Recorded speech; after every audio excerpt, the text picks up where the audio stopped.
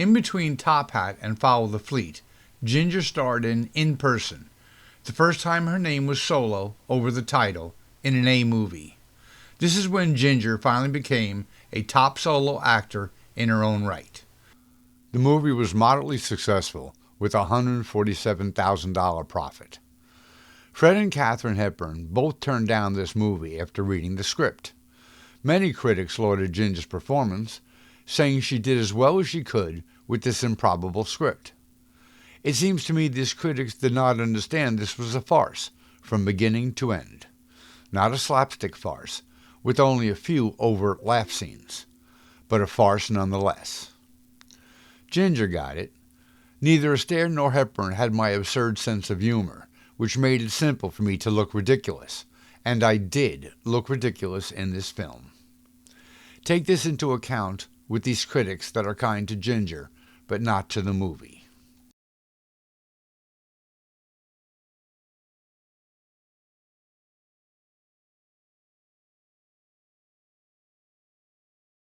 The most damaging critique comes from dance critic Arlene Croce.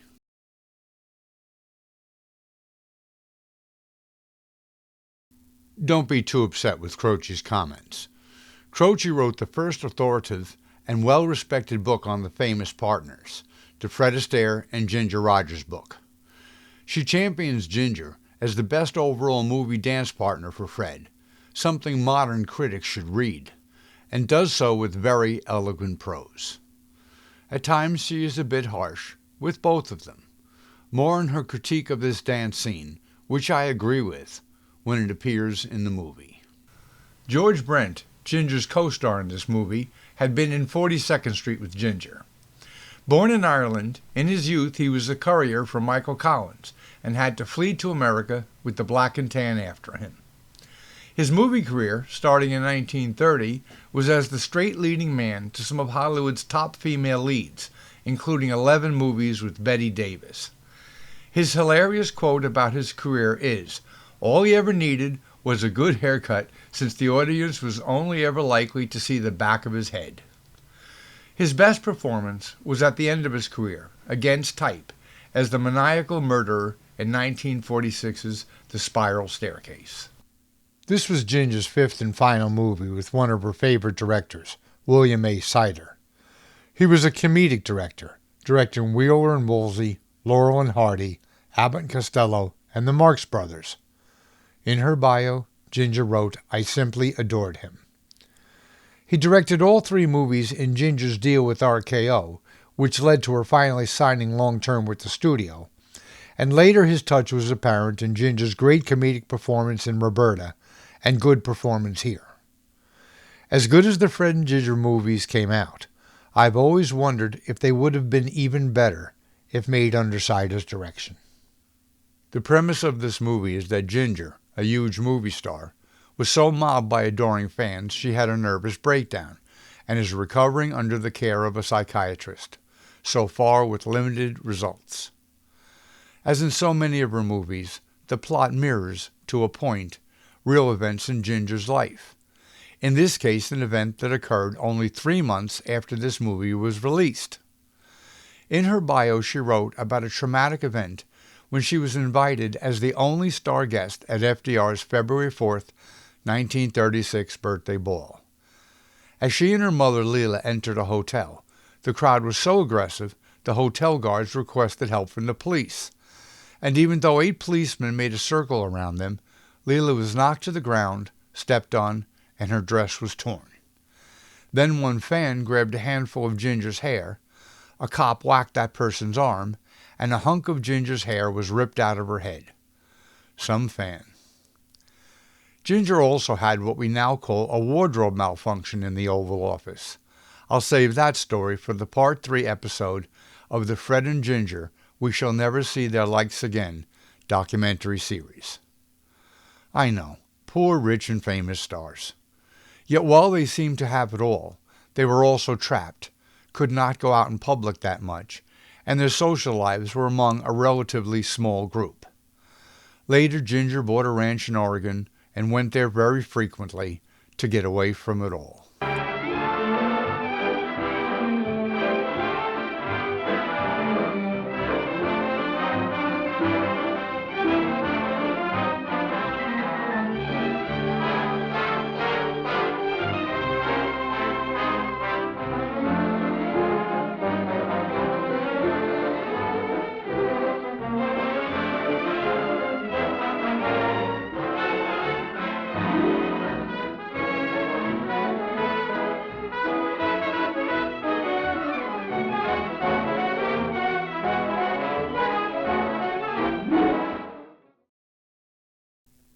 The movie opens with Brent bumping into Ginger wearing a heavy veil.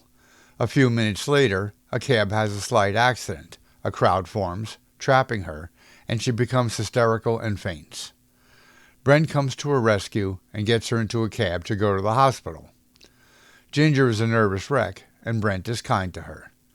She asks to be taken to a public event, then declares she is too afraid and wants to go back to the hotel. Brent escorts her to her hotel room. Yes, but I can't see enough of your face through that veil to recognize you. You're not missing much. Ouch. What? Nothing. You said ouch. Yeah, but I didn't mean it. Oh, yes, you did. So I'm an ouch face, am I? You haven't had time to walk to the Civic Center and back? No, I was in the middle of a terrific accident. Stuff and nonsense. You've been giving way to that neurotic imagination again. Don't people ever get over a nervous breakdown? I wish it were ethical for a doctor to give a patient a good licking. You're over your nervous breakdown. It's finished. All you have to do is to get a little grip on yourself and be cured. Instead of her longer assignment, her doctor, played by Samuel S. Hines, sends her down to the hotel bar for 10 minutes. Again in disguise, Ginger overhears Brent, her savior, is going to a cabin in the country. Take me with you. What? Oh, it's you. I see you haven't got your veil on. Please take me with you. I was listening. It sounds like a heavenly place. Uncle Mitchell and Dr. Hines discuss the trip. Hines telling Mitchell Ginger really is the famous star, but to keep that from Brent. Mitchell warns Ginger to put on her costume, and then Ginger's co-star in her movies, performed by Alan Mowbray, barges in looking for Ginger. Brent meets with Ginger and agrees she can come along. Sending the terms, though, he wants to leave early, she is used to getting her way and demands a much later departure, and Brent says fine, he will leave her here. Ginger reluctantly agrees, but with complaints. Thought you understood that this is a share-and-share-like corporation. That goes for work and rest. No washy, no cookie, no eaty grubby. Now you're trying to bully me. What about that grade A milk of human kindness? Well, it has been known to sour. I'll bet you don't even like Carol Corliss. Well, there are so many of them. Let's see, wasn't she the one in Enduring Virtue? Yes. Did you like her? No, not much. I think Carol Corliss is very beautiful and very talented. She's probably a little squirt. But then Ginger is frightened and runs into Brent's arms for protection. The next morning, Ginger loves the country quiet, until she finds a note from Brent giving her her breakfast chores. She throws the note away and goes swimming instead. Brent is bird-watching when he is stunned seeing Ginger out of her costume, looking gorgeous in a bathing suit.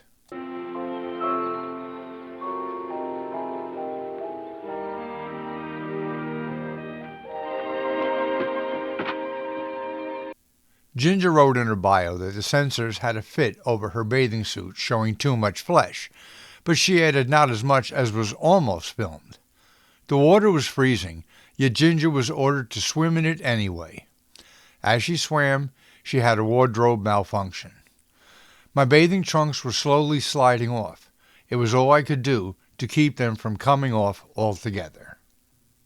Brent calls the doctor asking who Ginger really is, and the doctor says he will find out eventually. He is so dense looking at all these magazines with Ginger on the cover, all he notices is the Field and Stream magazine. But he does recognize her picture in the snack box he just bought. He gets back to the cabin and Ginger is out walking, out of costume. She sees Brent waiting for her on the stoop and pretties herself up. She stands there expecting Brent to be overwhelmed by her beauty, but he pretends not to notice and barely looks at her, and complains she has done no chores. She tells him who she really is, the famous actress, and he pretends to be totally unimpressed. So you don't believe I'm Carol Corliss? Certainly. I'd believe you were Charlie Chaplin if you wanted me to. Now, what possible difference could it make to me? I'm not any more interested in Miss Corliss than I am in Miss Colfax. What I need around here is someone to do a little work. Brent agrees to Ginger's proposal that she will do her chores if Brent will call her by her real name. He is having a little too much fun tormenting her. Don't care if she ain't good looking, if she's fair and square and will do my cooking.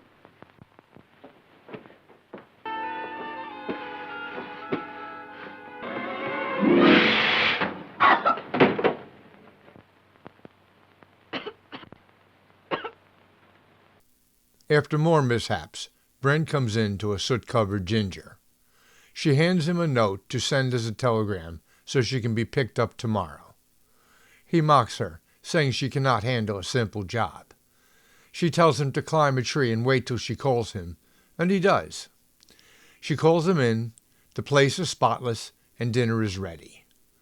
He compliments her cooking, and she smiles, and then he adds, for an amateur. But when he pretends he cannot tell what kind of pies she made, she has had enough and throws them out the window. Brent is still riding her, asks if she is capable of washing dishes. Ginger snaps back at him, but then asks if she can wash the dishes tomorrow. She is very tired, has not worked this hard for years. Brent gives her a break, tells her he will do them so she can take a nap.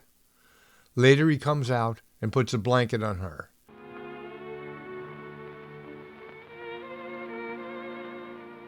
That was a very nice gesture.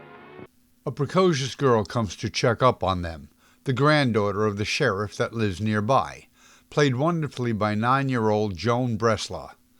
She is very bold, asking for stuff for them. You get the impression they are very poor, and Ginger gives her food and other things all the time. Evening, ma'am. Howdy, mister. Howdy. Can I have that? You got 3.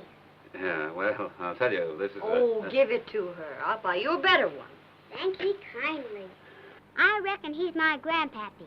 He's sheriff hereabouts, and he sent me here to investigate, in case you two might be up to some monkey shines. Well, do we look like the sort of people who might be up to monkey shines? You can't tell by looks.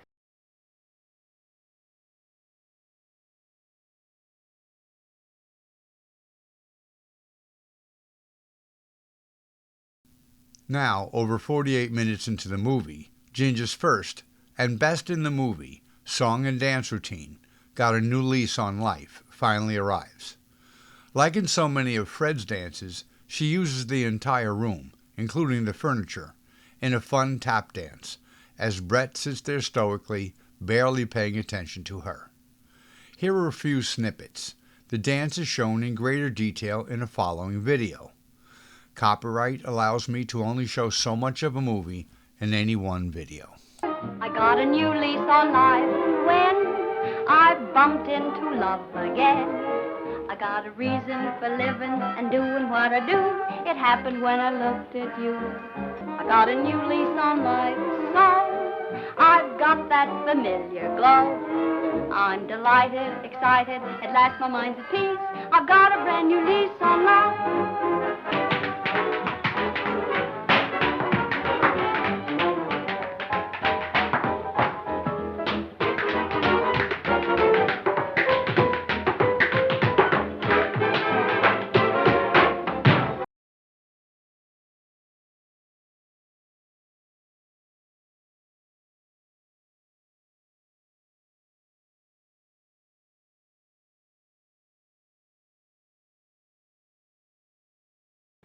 I don't think there's anything so lovely as dirty dishes.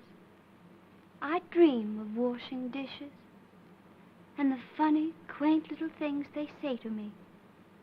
Stick 'em up. Oh, stop acting, Carol, and put that gun down. It might be loaded. It is loaded. Well, please don't point it at me. Why not? That's what I got it for. If I should point it over there, for instance, it wouldn't mean anything. Good grief, put that gun down. You see, it went off. Now get going. Carol, for heaven's sake, put that down. I'll give you 5 to go.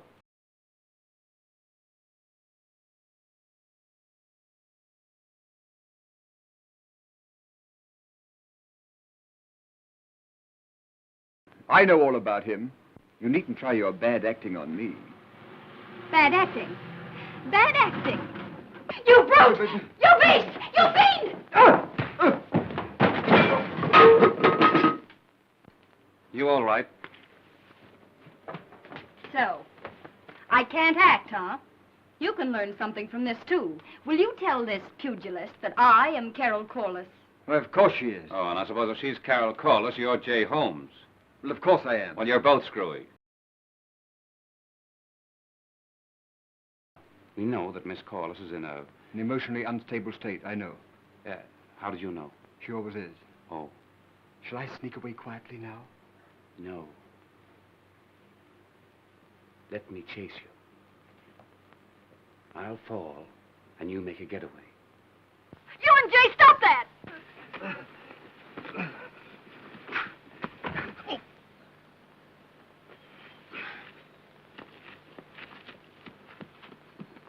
Ginger sees in the paper her new movie is playing in town. Ginger demands Brent take her to see it. He says no, but she threatens to leave him for good, so he agrees. My heart is not a plaything. Heartache is not a game thing, darling. Don't mention love to me.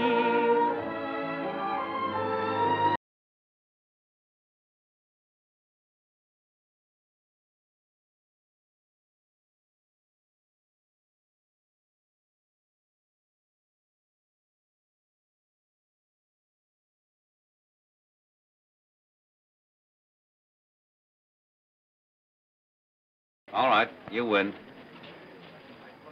You took a lot of convincing. I knew it was you the first morning at the lodge. You didn't. Why, you scrub, why did you keep pretending? Oh, I was afraid you might leave. And you didn't want me to? Not particularly. Oh, it's a great thrill being a moving picture star. It's a great American myth. I like being a myth. Harold! Darling, you must come to lunch tomorrow. Oh, and call the studio and tell them to send all the photographers and all the newspaper men they can find. I did.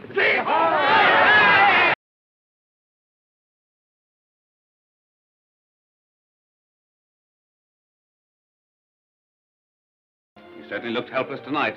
Darling everybody all over the place and letting that fish face kiss you. He's a friend of mine. Oh, I suppose you let all your friends kiss you like that. No, but Jay happens to be in love with me, too. Oh, and anybody that's in love with you can kiss you. Why, Emery, I believe you're jealous. Good night. Emery, why do we always end up in a quarrel? No, I'm not quarreling. Well, what'll you do now? Oh, I'll be all right. You don't have to waste any thought on me. Well, you needn't be so cocky. Anyone who think you're glad to get rid of me, you probably are. What am I supposed to do? Burst into tears? You can if you want to, but I don't feel a bit like it. Are you crying? Let me see. Got something in your eye? No. Then you must be crying. Where's your man? He's gone fishing. And then he's going away. For good? For good. Why don't you ask old man Twing? Lots of times when two people around here don't want to get married, he makes them. Come with me. Wing!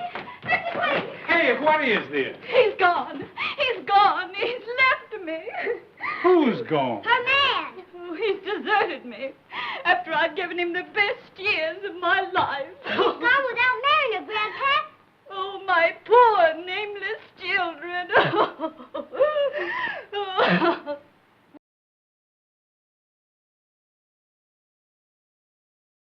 Well, at first I'm going to protest about the whole thing and pretend that I don't want to marry him. Oh, but don't you pay any attention to me. Putting him in his place, eh?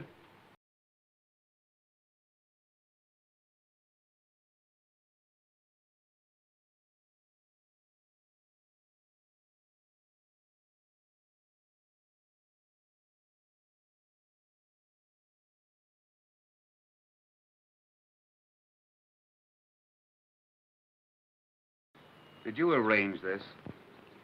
Why, yes. You see, I thought that you thought that I'd never... Well, you have no right to do other people's thinking. Whatever made you think I wanted to marry you? You think I want to become Mr. Carroll Corliss for the rest of my life? I'm sorry. It's all been a mistake. I wouldn't marry him if he were the last man in the world. I mean it, Mr. Twing. If you don't take this lady, you go to jail. And, ma'am, I reckon you'll go to jail, too. Me? Jail? The newspapers... Awful, isn't it? Well, where does that leave us? Oh, fairly simple. Quick divorce or an annulment. Is this a proposal? Well, it's a proposition. Well, it serves me right. Well, legally, you're Mrs. Emery Muir. How does it feel being Mr. Carol Corliss?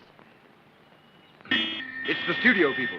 We've got to keep this thing quiet. Well, don't worry about me. I'll get rid of her at the first opportunity. Don't think I'll put anything in your way. Still.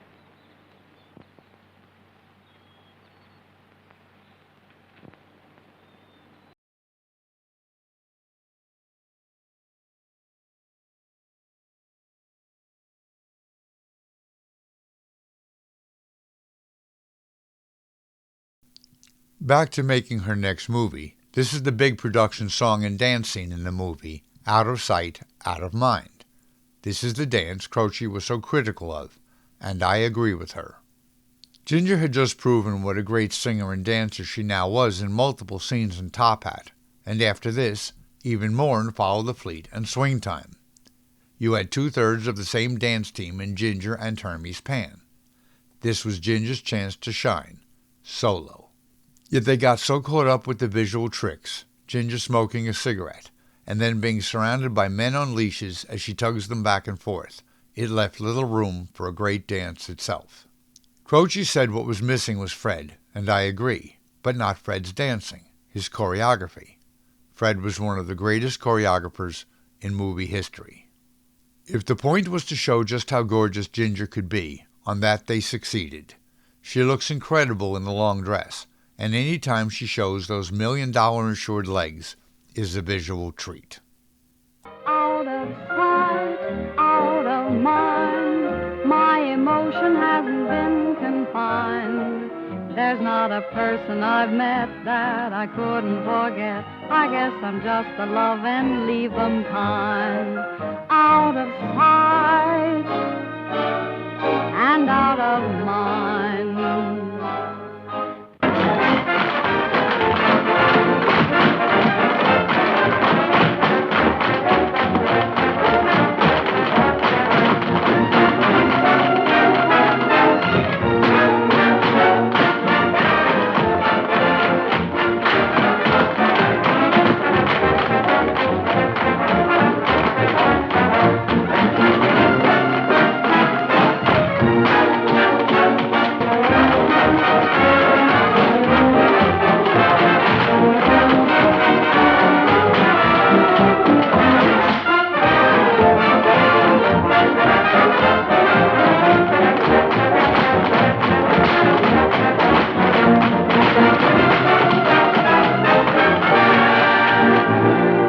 Brent is waiting for Ginger on the set. They exchange pleasantries, and then right into their squabbling, both pretending they do not care for each other, as usual. Brent shows Ginger a wire asking him to come. She never sent it, and then Mowbray runs over. He is the instigator. He says he can clean up the whole mess quietly. The two are right back at it. Brent says he will not let Ginger divorce him, and Ginger says she will not let Brent divorce her, covering her feelings by saying it would be bad for her career. Then Mowbray hits them with the news. They are not married. It is his name, not Brent's, on the marriage license. Why, I married Emery. Well, sure she is. You were there. You saw us. No, you were just my proxy or something. I wasn't your anything. As a matter of fact, you don't even come into this. We're talking about divorce.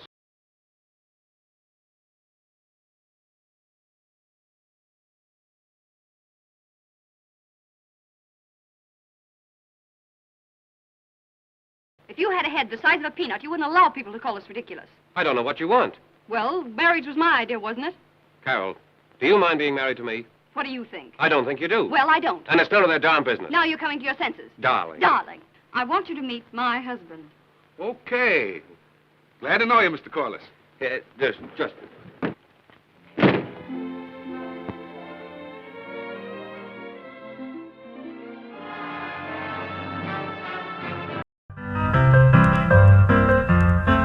Please like and subscribe.